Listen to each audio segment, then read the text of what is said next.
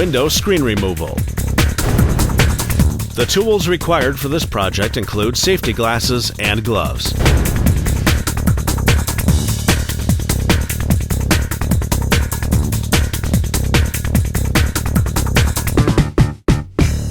We are going to show you how to remove and reinstall a screen. Your screen will typically have a snug fit. Press up on the top of the screen. Lift up on the screen tabs and remove the screen.